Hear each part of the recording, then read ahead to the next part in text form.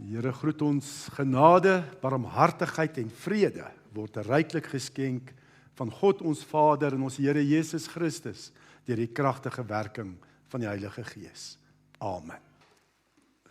Goed, ons skriflesing is Kolossense 3. Kolossense 3.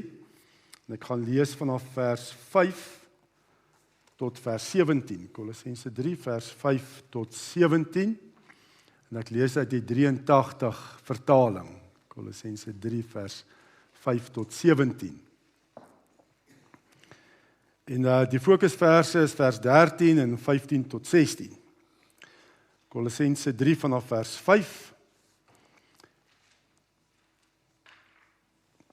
Daarom moet julle die aardse dinge doodmaak wat nog deel van julle lewe is, onsedelikheid, onreinheid, welis, slegte begeertes en gierigheid wat afgoderry is. Deur sulke dinge kom die straf van God oor die mense wat aan hom ongehoorsaam is. Vroeger het julle ook aan die dinge meegedoen toe julle nog daarin gelewe het. Maar nou moet julle al hierdie dinge laat staan: woede, haat, nait en gevloek. Vuil taal moet dan nie uit julle mond kom nie. En moenie vir mekaar lieg nie. Julle het met die ou sondige mens en sy gewoontes gebreek en leef nou die lewe van die nuwe mens wat al hoe meer vernuwe word na die beeld van sy Skepper en tot die volle kennis van God. Hier is dit nie van belang of iemand 'n Griek of 'n Jood is nie, besny of nie besny nie, andertalig, onbeskaaf, slaaf of vry nie. Hier is Christus alles en in almal. Julle is die uitverkore volk van God wat hy baie liefhet. Daarom moet julle meelewend, goedgesind, nederig, sagmoedig en verdraagsaam wees. Wees geduldig met mekaar en vergewe mekaar as die een iets teen die ander het, soos die Here julle vergewe het, moet julle mekaar ook vergewe. Bo dit alles moet julle mekaar lief hê. Dis die band wat julle tot volmaakte eenheid saambind. En die vrede wat Christus gee, moet in julle lewens die deurslag gee. God het julle immers geroep om as lede van een liggaam in vrede met mekaar te lewe. Wees altyd dankbaar. Die boodskap van Christus moet in sy volle rykdom in julle bly. Leer en onderrig mekaar met alle wysheid. Met dankbaarheid in julle harte moet julle psalms, lofgesange en ander geestelike liedere tot eer van God sing. En wat julle ook al sê of doen, sê en doen dit alles in die naam van die Here Jesus. En dank God die Vader deur hom. Vers 13 gaan ek net weer lees, staan: wees geduldig met mekaar en vergewe mekaar as die een iets teen die ander het. Soos die Here julle vergewe het, moet julle mekaar ook vergewe. Ja, so julle ruk terug het ek 'n hele reeks gehad, reeks preke wat handel hoe om konflik vinnig op te los. En veral dit kan enige konflik wees tussen ouers en kinders of tussen vriende, maar veral tussen 'n man en 'n vrou. En nou kyk na die strategie wat 'n man kan volg en 'n strategie wat 'n vrou kan volg om vinnig konflik in die huwelik op te los. En by albei strategieë speel vergifnis 'n baie groot rol, né? Jy moet vergifnis kan vra en jy moet ook kan vergewe, né? Vergifnis vra en vergewe. Maar nou kom ek ook agter, ek het alself dit ook beleef, baie keer vra ek vergifnis nie, maar ek kry nie vergifnis nie. En hoekom is dit so? Ja, ek sê dan ek is jammer, maar hoekom vergewe? Dis baie keer doen ons dit nie opreg nie. Baie keer kan 'n persoon voel jy's nie opreg as jy vergifnis vra nie. Nee, jy doen byvoorbeeld, jy kan dalk sê ek vergewe jou, nee, ek is hier in my hart as ek eintlik 'n wrevel. Ek het hierdie wrevel en dan voel ek, nee, ek kan nie. Ek vra vergifnis, maar dit is nie regtig uit die hart nie. En so het ons so 2 weke terug gekyk hoe om op die regte manier vergifnis te vra, sodat jy vergewe kan word. En daar's 'n gesindheid wat jy moet hê, jy moet met nederigheid, empatie en liefde en opregtheid. En om op vergifnis te kan vra op die regte manier, moet jy baie keer met jouself ook eers vooraf daai persoon vergewe. Want ongelukkig in 'n konfliksituasie maak beide partye mekaar seer. Dis nie net een party wat seer gekry het nie, dis baie keer in 'n konfliksituasie, beide partye het seer gekry. En daarom moet die een party besluit, weet jy, ek gaan vooraf, gaan dit uitsorteer met die Here, ek gaan vergewe, nê, sodat ek opreg vergifnis kan vra. So jy moet vooraf kan vergewe, sonder dat daar vir jou gevra is om te vergewe. En dis moeilik, nê? Dis baie moeilik om iemand te vergewe wat nie vir jou gesê het, is jammer nie. Daai vooraf vergifnis, so jy moes al reeds, tussen jou en die Here, die aanstoot wat jy het teenoor daai ander persoon afgehandel het, voordat jy kan vir daai persoon sê, hoor hierso sal jy my vergewe. En dit help nie om met 'n harde hart vol wremel, nee, iemand te vergewe nie. Dit help nie jy sê, ek is 'n godsman of 'n godsvrou en ek weet ek moet vergewe, so ek sal vergewe nie. Ja, ek vergewe jou. Nee, dit is nie die opregte vergifnis nie. Dis ek vergewe jou, maar jy het hierdie wrevel, 'n harde hart. Dit gaan nie werk nie. Paulus skryf hier in Kolossense 3 vers 13. Nee, ons moet vergewe. Soos die Here julle vergewe, moet julle mekaar ook vergewe. En ons weet die Here vergewe nie met 'n wrevel in die hart nie. Die Here vergewe jou ten volle, nê, in Christus. Hy spreek jou vry. Hy vergewe jou van harte. So het Jesus ook gesê in Matteus 18 vers 35, so sal my Vader in die hemel is ook met julle maak, as julle nie elkeen sy broer van harte vergewe nie. So jy moet van harte kan vergewe, met opregtheid moet jy kan vergewe. Jou hart moet ook reg wees. Opreg, eerlik, vergewe. Nou, hoe kan ons harte verander om iemand te vergewe? Iemand my seer gemaak, hoe gaan ek my hart sag kry, dat ek daai persoon regtig kan vergewe en vryspreek, nê? En dan sien ons, Paulus gee vir ons riglyne in vers 15 en 16 van Kolossense 3. In vers 15 sê hy, en die vrede wat Christus gee, nê, moet in julle lewens die deurslag gee. Om jou hart te verander, nê, moet die vrede van Christus in jou hart, in jou lewe, die deurslag gee. Die deurslag gee, of soos die 53 vertaling sê, heers, die vrede moet heers of deurslag gee, beteken om op te tree as 'n skeidsregter. So God se vrede moet 'n skeidsregter in jou lewe wees, nê? En wat beteken daai vrede? Nê? Dit is vry. Jy's vry van angs en bekommernis. Want Jesus Christus het natuurlik totale vrede tussen jou en God gebring. Die Here is in jou lewe. En met die Here in jou lewe kan jy vry van angs en bekommernis wees. Paulus sê ook in sy Filippense 4 brief, nê, sê hy ook, wees bly in die Here. Ek herhaal, wees altyd bly in die Here, die Here is naby, nê?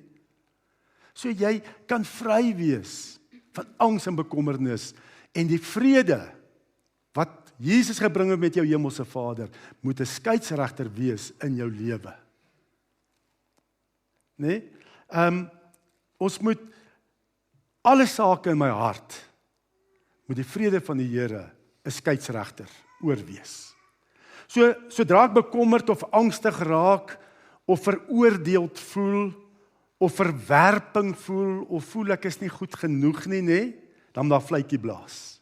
Maar vletjie blaas in jou hart, nê, en sê maar dit geld nie vir my nie. Sodra jy die slegte goeters voel, nê, daai bly vletjie blaas, is die Here se vrede in my hart. Dis die skeidsregter. Dit bepaal wat reg of verkeerd is. Nou, hoe kry ek daai waarheid van God se vrede in my hart? In vers 16 sê Paulus, die boodskap of woord, logos, van Christus moet in sy volle rykdom in my bly.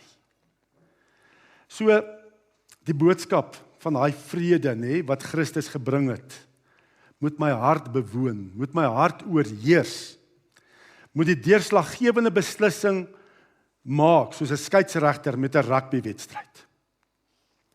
So, ons kort 'n skeidsregter in hierdie wêreld. Want daar's baie stemme wat jy hoor elke dag, nê.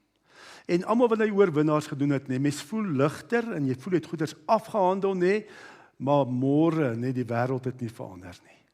Nee. En soos wat Lennard gesê het, nee, God verander nie die wêreld, hy verander jou vir die wêreld. Dat die vrede van God in jou hart sal lewe en sal heers. En dat dit 'n skeieregter wees as jy weer maandag, as ons maandag ons almal weer teruggaan in die wêreld, nê. En ons hanteer die dinge, die konflik by die werk of wat ook al, die uitdaging selfs in die verkeer, nê.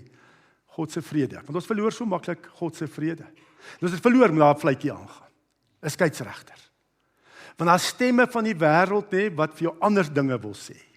Daar's stemme van Satan wat vir jou ander dinge wil sê. Daar's 'n stem van jou vlees wat ook ander dinge van jou wil sê, wat jou vrede wil steel. En dan moet die skeieregter die fluitjie gaan. Dan moet die fluitjie blaas. Want daar is soveel stemme, wêreld, vlees, duiwel, dat daar konflikte in my hart is elke dag. Net daar is vrees baie keer kom oor my lewe. Maar moet 'n fluitjie blaas dat ek hoop kry. God se vrede wat ek het met die Hemelse Vader. Daai konflik van vertroue en wantroue, jaloesie en liefde. Fluitjie moet blaas.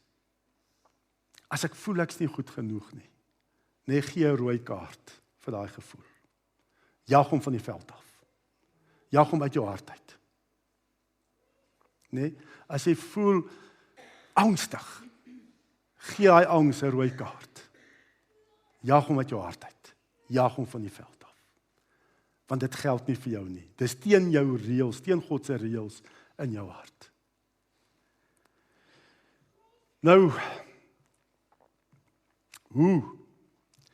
hoe kry ek daai vrede in my hart, dat dit daar heers en bly? Natuurlik, om die logos, die boodskap van Christus, te lees en te oordink, sodat die woord van die Here in my hart kom lewe. Dat dit daar heers, God se woord, wat is die waarheid vir my in Christus, wat my vry maak van al hierdie leuns, van al hierdie stemme, wat ander dinge sê as wat die Here sê oor my lewe. En dan hoe kan jy weet of God se woord, Jesus se boodskap, logos, die vrede wat hy gebring het met die Vader ryklik in jou hart is? Hoe kan jy dit weet? Dat dit daar heers. Hoe weet jy dit? Is wanneer die vrede die kenmerk is van jou hart. God se vrede die kenmerk is van jou hart. Positiewe emosies soos geduld, vrede, dankbaarheid. Die Heilige Gees gebruik God se woord om sy vrugte te produseer in ons lewens wat positiewe emosies bring. Dit is wat ook staan in Kolossense 3 vers 12. Daarom sê hy, daarom moet julle meer lewend, goedgesind, nederig, sagmoedig en verdraagsaam wees. Hoekom laat ons so maklik toe dat ons vreugde gesteel word? Eenvoudige ding, soos in die verkeer. As iemand net voor jou indruk, dan verloor jy alles. En jy's kwaad. Jy het eintlik hierdie moordgedagtes teenoor. Hoekom laat jy dit toe? Hoekom gee jy daai gesag, daai autoriteit aan daai persoon om jou hart so te vergiftig met woede en haat? Kom doen ons dit? Dis 'n rooi kaart. Laat dit gaan. Here, bewaar my dat ek net veilig by werk kom. Heilige Gees werk aan daai persoon se lewe. Dalk is daar 'n krisis, mens weet nie, kan jy vir die persoon bid. Want lyk of die taxi drywers altyd krisisse het, maar in elk geval, hulle het. Maar dis wat ek sê, eenvoudige dinge wat ons so maklik net die vrede verloor. En dit is baie keer dat God se woord, Jesus, die boodskap van die vrede van ons leef nie vanuit dit elke dag prakties nie. Wees bly, die Here is naby. Wees altyd bly. Jy is sy kind. Niks en niemand kan dit verander nie. En as daai woord, daai vrede ryklik in jou hart is, dan produseer dit positiewe emosies van vrede, geduld, dankbaarheid waarmee ons moet lewe. En as ons sê die boodskap, Jesus se boodskap, dis eintlik Jesus self wat in ons harte moet woon. Jy kan hom nie losmaak van sy woord nie, nê? Jesus is die beliggaaming van sy woord. Want in 1 Johannes 1 vers 14 staan die woord het mens geword en onder ons kom woon. Nê? So Jesus is die beliggaaming van sy woord. Dat hy in jou hart woon. In elke situasie, as hy vletjie afgaan, nê, want dis 'n rooi kaart wat jy moet gee. Moet jy vir jouself vra, wat is Jesus se gevoel, sy denke, sy emosies en wil in hierdie situasie? Nê? Jesus moet jou denke, emosies en wil beheer.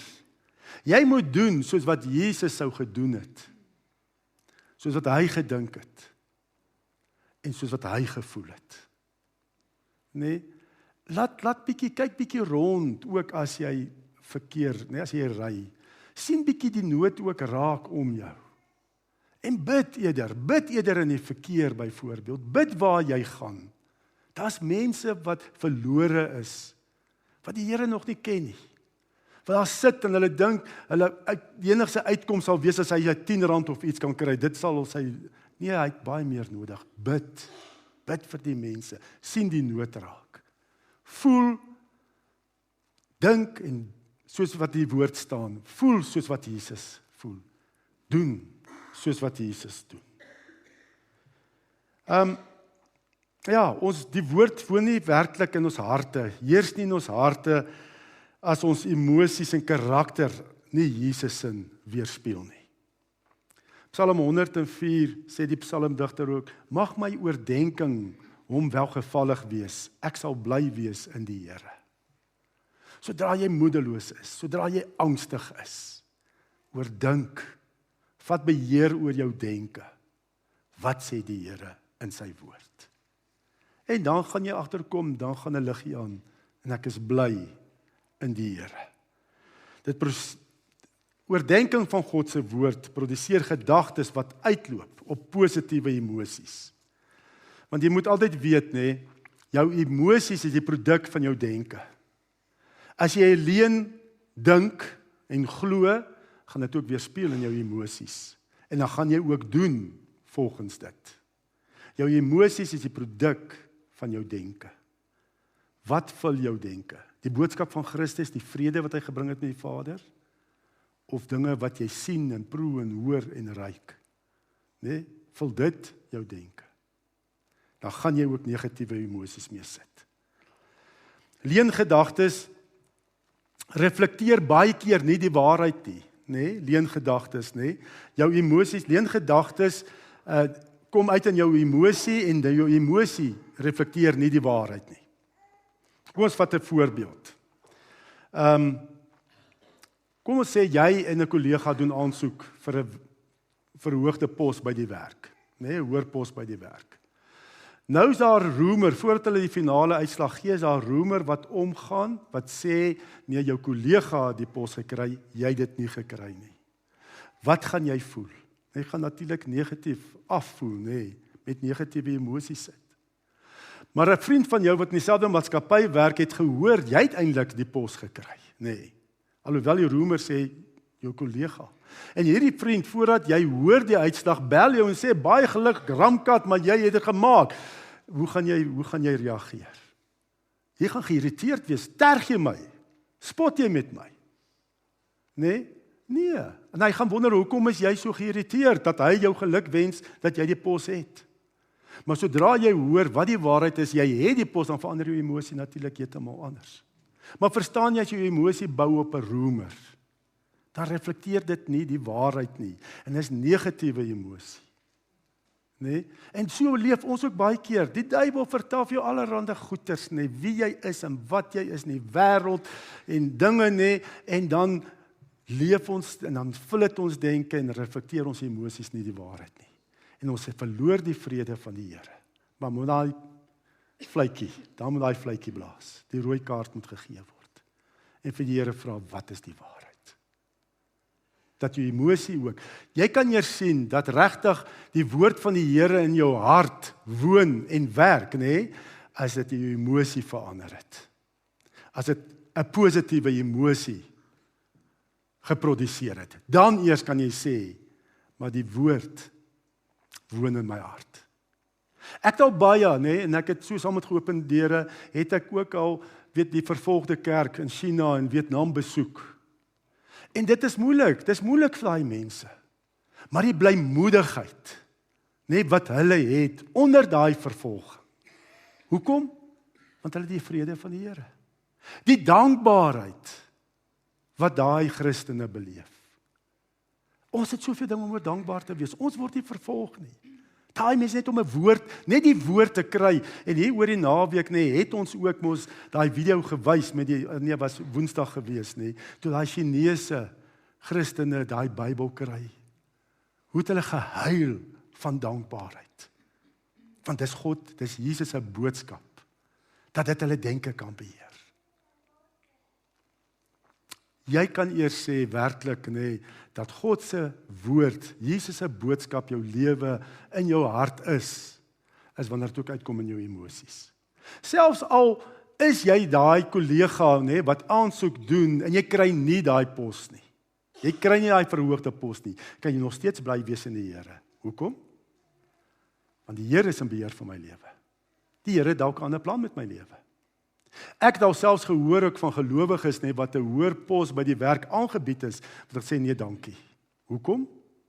Want dit gaan vra dat hulle minder tyd by die huis is, minder tyd vir hulle huweliksmaat het, minder tyd vir hulle kinders het. En dan sê hulle nee, dankie. In elke omstandighede, kan ek die vrede van die Here hê. Elke omstandighede. As jy werklik glo, maar God is in beheer van my lewe. God sal vir my sorg. Nou,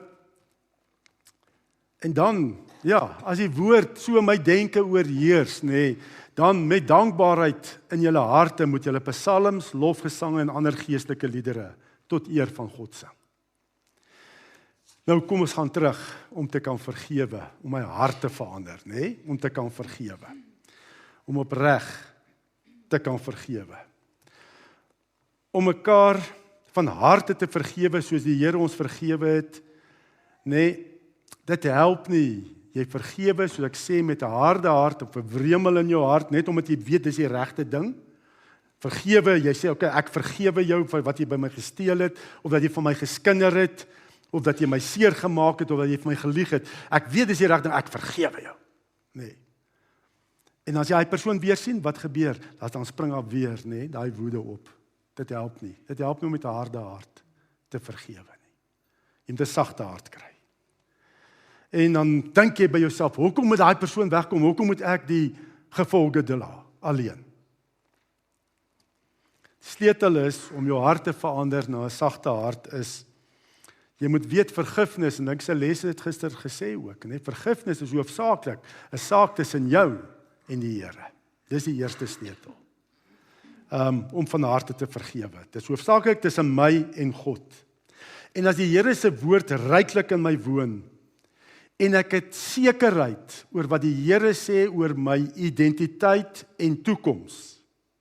As God se woord beheer my denke, en ek glo in my denke, en ek fokus daarop, dat dit wat die Here vir my sê, wie ek is in Christus, en wat hy sê oor my toekoms, dan maak dit nie eintlik saak of 'n persoon van my gesteel het nie. Want die Here kan dit vergoed. Dan maak dit nie eintlik saak of 'n persoon vir my gelieg het nie. Die Here kan die skade herstel. As ek glo wat die Here sê oor my lewe, wie ek is en oor my toekoms. Dan maak dit nie saak dat 'n persoon van my geskinder het nie. Want wat maak saak? Wat God van my sê, wie hy sê ek is. Mense kan maar skinder, kan maar hulle praatjies hê. Dan wat mense aan my doen, maak nie eintlik regtig saak nie. Wat saak maak is, wat sê God oor my lewe in sy woord. Dis wat saak maak. So, wat mense doen, maak nie regtig saak, as die woord van Jesus Christus ryklik in my hart woon nie. En ons moet pas op vir afgoderry. Want baie keer onvergewensgesindheid. En ek weet vergifnis is 'n proses. Ek sê jy moet dadelik as iemand verskriklike dinge moet dadelik vryspreek nie. As jy bonatuurlike krag kry van die Here is wonderlik. Maar as jy lank vat en jy loop met bitterheid, nê, dan sit jy eintlik met afgoderry. Nê? Want hoekom? Jou vertroue is meer in daai persoon, nê, wat jou te nagekom het, as wat jou geloof en vertroue in die Here is. Jy het meer vertroue dat daai persoon, nê, vir jou sê wie jy is, hoe sleg jy is, en dat jou toekoms geruïneer is, as wat jy glo, wat die Here sê wie jy is, en dat God, my lewe is in God se hande. My toekoms is in God se hande. Ons sê baie keer, net dan praat ons van 10, 15 jaar terug, daai persoon my lewe geruïneer, dis verby. Nee, jy gee autoriteit vir daai persoon. Om te sê jou lewe is verby, dis klaar. Jy's geruïneer.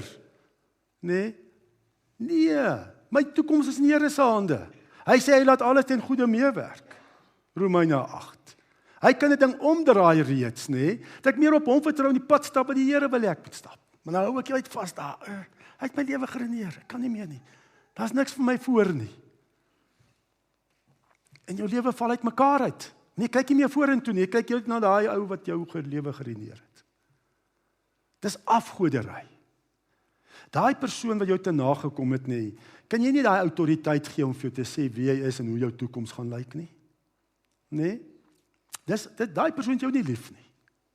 Daar's net een wat jou lief genoeg het, wat jy die autoriteit kan gee om vir jou te sê wie jy is, wat jou waarde is en hoe jou toekoms lyk. En dit is natuurlik Jesus en God die Vader. God het jou waarlik lief. En gee aan hom die autoriteit, bekeer jou van afgoderry. Klim van, haal hy ou, sê gou gee hom 'n rooi kaart in jou hart. Stuur hom uit. Haal hom van die troon van jou lewe af. Hy het nie jou lewe geruïneer nie. Nee, my lewe is in die Here se hande. As ek nog asemhaal, net die Here plan en doen met my lewe. Gee daai persoon 'n rooi kaart. Skryf, vergeef. Nee, haal hom af. Sit die Here op die troon van jou lewe. Glo wat die Here sê oor wie jy is en hoe jou toekoms lyk. En sodra jy dit doen, as jy jou bekeer van daai afgoderry, nê, gaan jy agterkom, ja, jy kan van harte vergewe. Want ek weet, ek is in die Here se hande. En die Here het 'n plan en doel met my lewe. Plaas God op die troon van jou lewe. Net dat God vir jou sê wie hy is en hoe jou toekoms lyk. Bekeer jou van afgoderry. Dan kan jy vergewe. En ek wil ook nou hê dat ons saam bid en dat jy ook in jou eie hart ook dan saggies saam bid. Ek gaan vir ons lei in 'n gebed en dan kan jy ook self gaan 'n bietjie stilte gee en dat jy self ook met die Here kan praat. So kom ons maak ons oë toe en ons bid. Vra vir die Here.